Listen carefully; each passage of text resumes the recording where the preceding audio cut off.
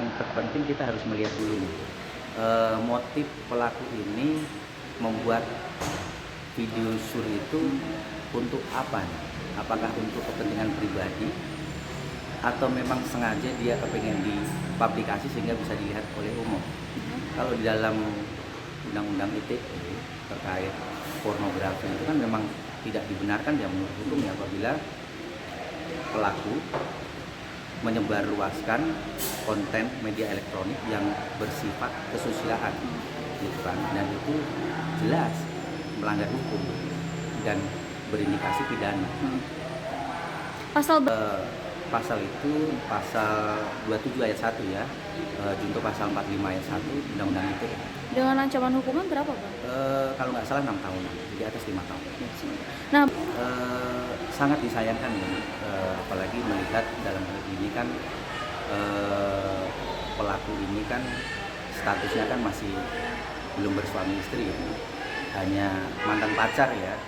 Ya kalau belum ada terikat perkawinan yang sah, sebenarnya melakukan perbuatan itu kan memang tidak dibenarkan ya menurut hukum agama atau zina ya? hukum negara kan gitu. Dan ini menjadi antisipasi ya terhadap kaum muda untuk tidak melakukan hal yang sama ya dengan membuat konten-konten yang melanggar kesusilaan gitu. Karena ini bisa menjadi presiden buruk. Contoh lah, kalau misalkan nanti katakanlah tidak langgeng, putus di tengah jalan, terus akhirnya sakit hati, dan apa yang menjadi minusnya pasangan kita diketahui dan akhirnya di-share dengan adanya konten video sur seperti itu. Nah, tapi Katakanlah si A membuat konten video ya, konten video sur.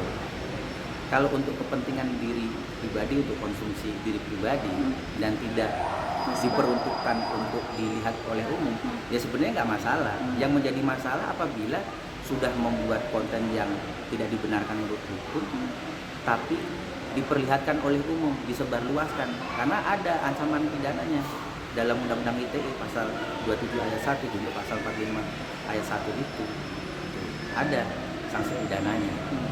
Nah, kalau saya melihat unsur tindak pidana sebagaimana pasal 27 ayat 1 dan pasal 45 ayat 1 ITE tentang pornografi atau kesusilaan itu tidak ada menerangkan bahwa pelaku adegan video mesum lah atau video sur itu dikenakan pidana.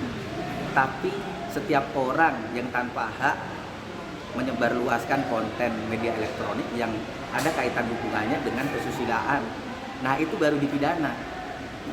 berarti sejauh